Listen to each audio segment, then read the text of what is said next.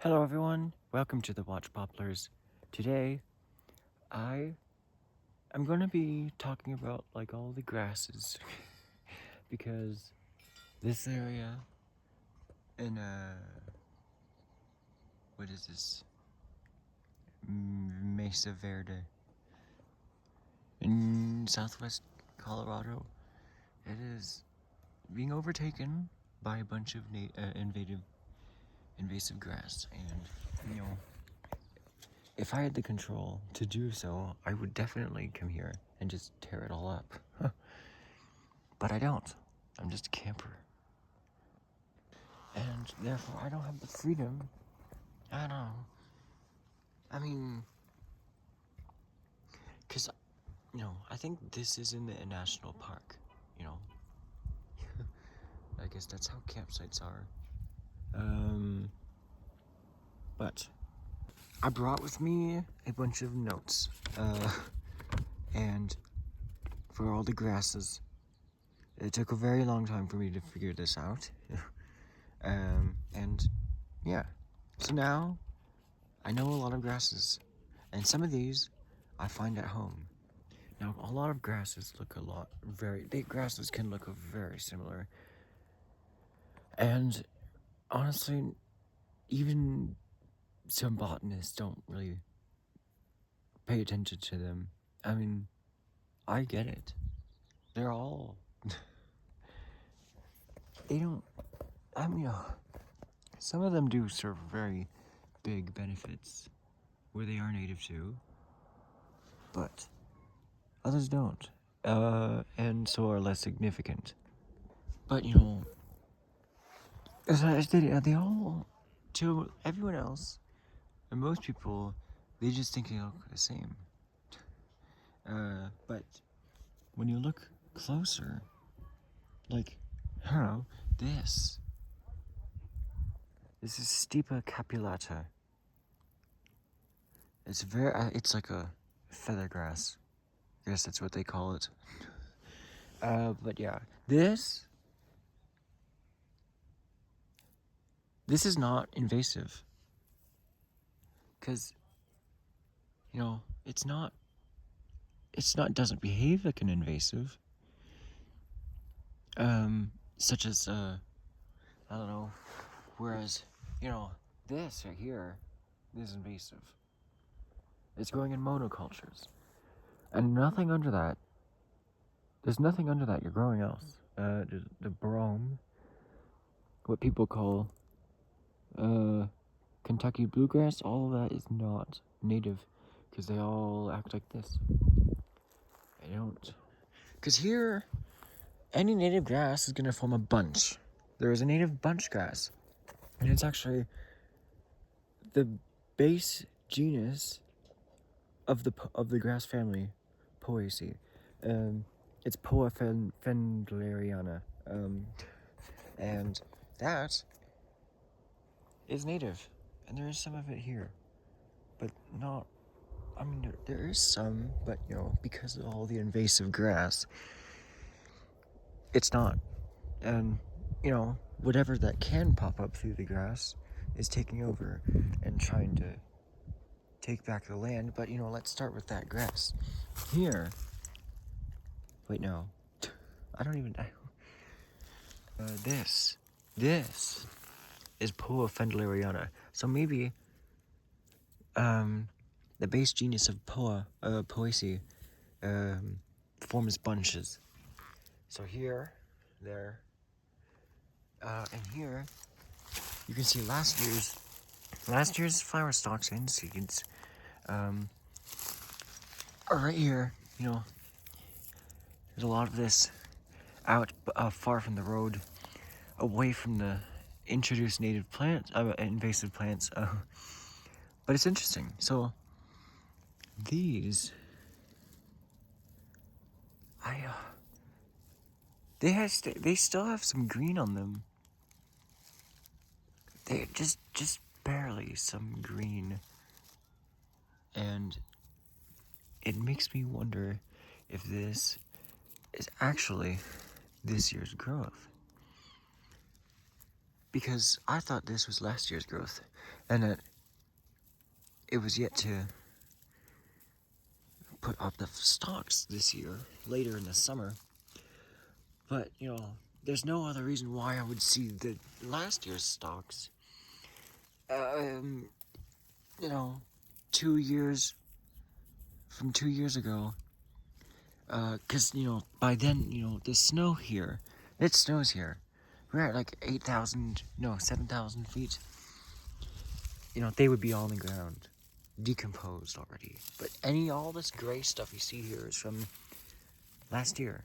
But also because of this, my notes. But while we're here, there's a clearing in this meadow, and you know, I guess I'd call it a meadow because it has a bunch of, you know, unique plants. This is yarrow, millefolium, and yeah, it is a member of Asteraceae.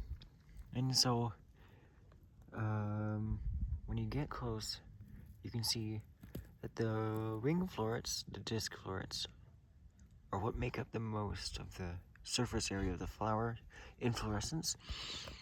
But then in the middle, there is a cluster of tiny little flowers, and those are the actual flower clusters that make the sunflower family the composite family. Now, before I forget, this is Chrysothamnus vicidiflorus, and it's also in the Asteraceae family, but these have not opened yet. That looks slightly different. It's probably another Chrysothamnus. It's just slightly different, because, you know, I don't know. These, on this one doesn't have any of those little leaflets poking above the flowers, but this one does. Now, this could be further in development than that, because then there's this here. They look exactly the same. So I'm gonna say that they're the same. Chrysothamnus vicidiflorus. I didn't look at this, but you know, there is a lot of penstemon here. I think this, it's kind of aromatic. Very, very slightly. This could be penstemon. There's a native penstemon here that has red flowers. But there's also a legume here. Lupinus argenteus. The sun is very orange. Lupinus argenteus. And there's a lot of it here. Some of it poking through. It's just without all the space that it should have from the invasion of the invasive grass.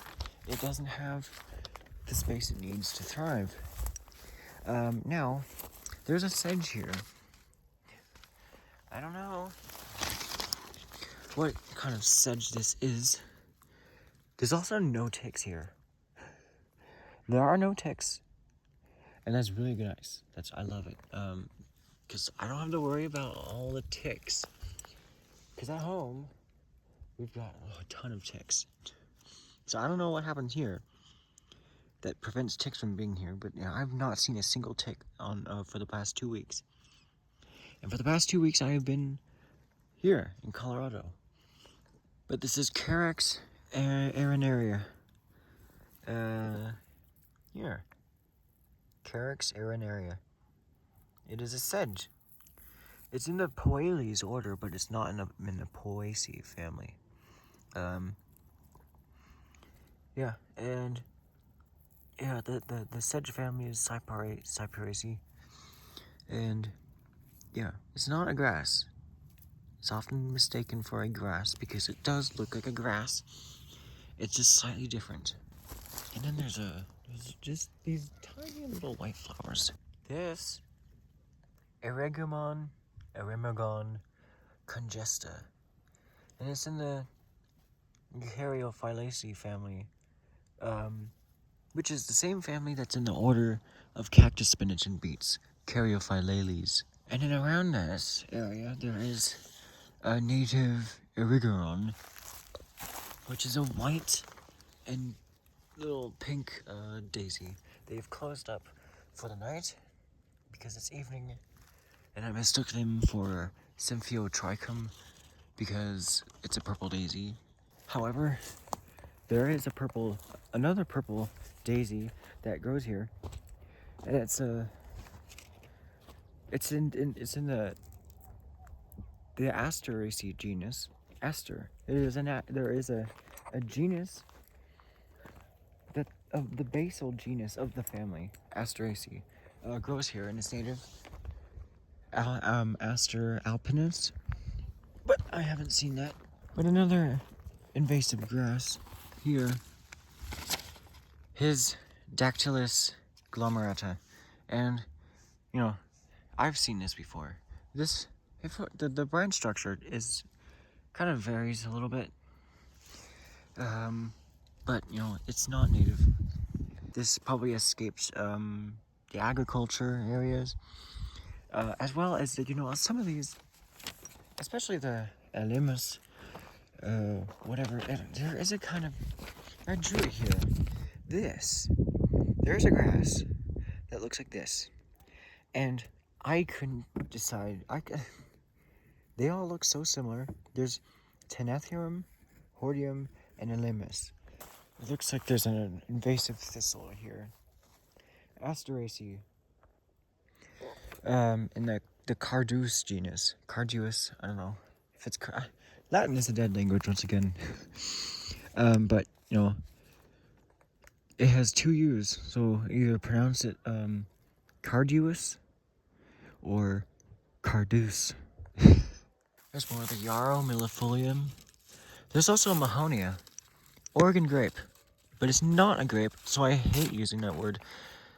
And I recommend that you stop as well, because it's not a good path to go down. You don't understand the actual differentiating diagnostic. I mean, the scientific names differentiate each diagnostic trait that each plant has, each genus, which is why I like using them, and that's why I think that you should as well. It's good. It's a good habit to get into, and it's very interesting once you learn to appreciate what plants really are. But here's the patch of what, I don't know, Tenathium, Elymus, or is it Hordeum? I don't know. But it looks a lot like Elymus when it like that, but you know, it's not square like a Hordeum. What people call foxtails. I hate. Yes, that doesn't tell you anything about the plant. It's just, it doesn't tell you its relation to other plants. It just, well, okay, so here's what they look like when they're, I don't know. When you pick it early, before maturity, this is what they look like. And maybe this is what they look like when they mature in late summer, but I don't know. It's the greenest month of the year. Things are just starting to flower in the grass family. But yeah, and these haven't even matured. They feel synthetic. It feels like some kind of plastic with little tiny bumps in it. I don't know. This. Now, there is a grass that has a horrible common name. It's Kentucky bluegrass. You know, I always use that when referencing the horrible, shitty common names, and you know, it's not even a bluegrass. It's not blue. It's not even from Kentucky. And a lot of these invasive grasses are from Europe and Africa, where they have context over there, but over here they have no context, and they should go. And you should pull them out whenever you see it. Now, I asked one of the rangers here if there are efforts to restore the grasses and, get rid of all the invasive grass. And, they said that there are some efforts. Most tourists are not going to ask that question, obviously, because most tourists we're into, the cliff dwellings, and it was really cool. But this is also another problem. All of the invasive grass. Now, there are plants that should be here instead of it. There should be more Mahonia. There should be more Yarrow millefolium. There should be, yeah. There should be more Eremogon. I don't know. I'm using this. This is a very. You can see how much often I tried to write that and still, I wrote it wrong. Eremogon congesta, Caryophyllaceae. That. Oh wait, no. Here is where I did that. Yeah, Eremogon congesta, Caryophyllaceae.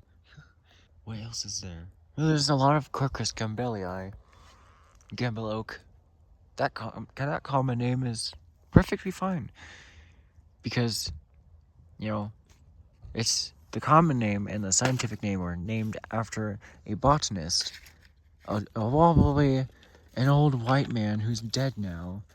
But I don't know what scientific name it would be now. I mean, well, if it was not named after someone who is dead, maybe become like a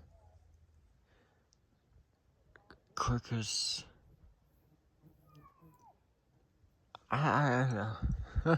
I don't know. Something that means it's small, but it's not. I mean, the foliage is fine. The foliage, I mean, is quite normal for most oaks. It's like there are some large leaves as well, but it doesn't get very tall. It also spreads in the roots, so you get not just a bunch of seedlings, but also like colonies. So in fall, you'd see these round little clumps of these oaks, and they'd be different colors. Now, the whole hillside here used to be a forest of Pseudotsuga menziesii and Pinus edulis that you see here. However, there was a big forest fire, and you can see here. I don't know how old that fire was. It happened like 30 years ago, maybe more. I don't know. That seems quite fair, like around 2000. However, there are bugs everywhere. I need to put my hood up. Here's more of the Poa fendleriana. This Poa fendleriana is a genus of grass that can tolerate the acidic soils of the conifer fallout, which is why you don't get as much invasive shit growing in like the pine forest. So once this fire went by and destroyed everything, which probably these oaks, they were very seldom, and all of the invasive shit started coming up. Now, the sun-loving natives, such as the Chrysothamus, did I forget it already? Car alarm just went off because I forgot it. Yeah, but the sun-loving colonial plants that are native, all these herbaceous perennials started coming up, but at the same time, we got all the invasive shit from, you know, the road, the hitchhike. That's how they get here, whether it's from trucks from the agricultural areas like fields, crops. Yeah, they get the seeds in the fall and then they get stuck to people's pants or whatever, and that's how they spread. They fall off, you know, I don't know. Someone got to take a potty break or whatever on the side of the road and, you know, I don't know, crawling through the bushes, and then the seeds come off. They get on the ground, and then the next spring, they start exploding in population and getting out of context. Now, I don't even think sedge is native. There might be a few sedges that are native, but, you know, I'll have to do more research and feed my constantly growing knowledge. This place wasn't really touched that much when the campsite construction was happening, but maybe when the construction of these power lines, yes, possibly. But now there's another invasive grass here. This is Bromus inermis in full frontal nudity, and you know, it looks kind of pretty. It has like yellow flowers. My mom is like allergic to every single tree and grass. It's quite miserable, but you know, yeah. And a lot of people are. A lot of people have allergies to this stuff. This is wind pollinated because you have those outward stamens. That's the male part of the flower. And, you know, the pollen from these, I don't see any now, but, and it's possible that, you know, I don't know. These could be in full flower or just past full flower. I'm going to say they're in full flower. It's just the pollen is so fine. It's very, very, very, very, very hard to see. And, yeah, so bromus is, so it looks like it did grow a little bit last year, but you know, that could be from this year. Just the very, very first leaves. I mean, they're dying. That's why you see all those yellow fall colors, which is really nice. Because that's what this grass looks like in late summer.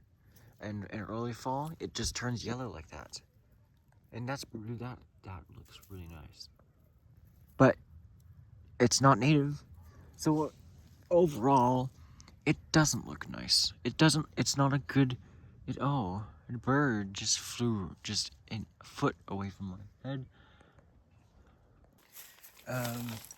What is that? What was this? Oh, it stopped blooming it. I don't know.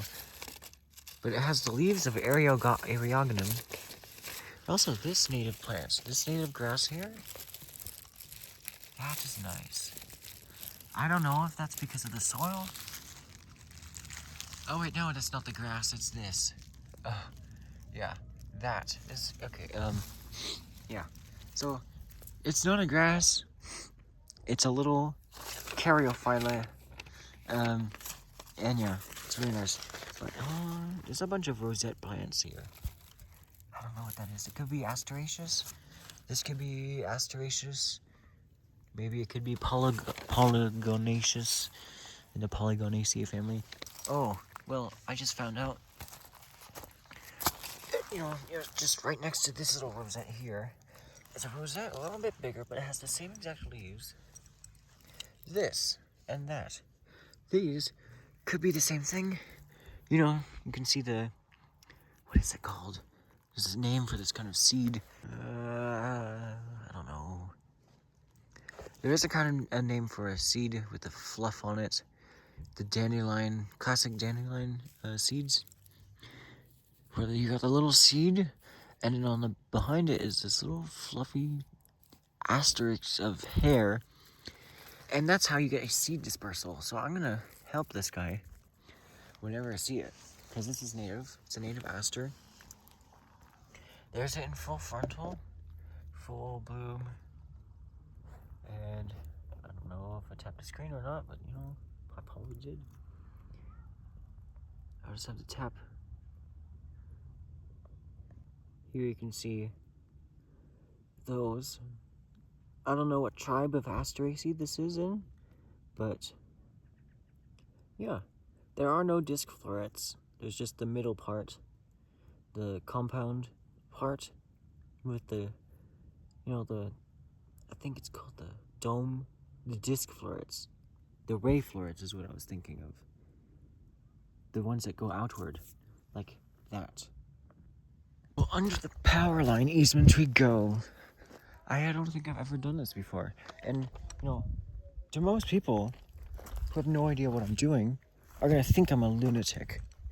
And if there are some very sensitive, easily angered people out there, they're gonna try calling the cops.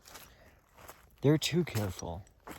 We need people to relax, because most of the time, I'm not trying to, cut down the power line with the chainsaw or whatever, I don't know. Does this look like a chainsaw to you?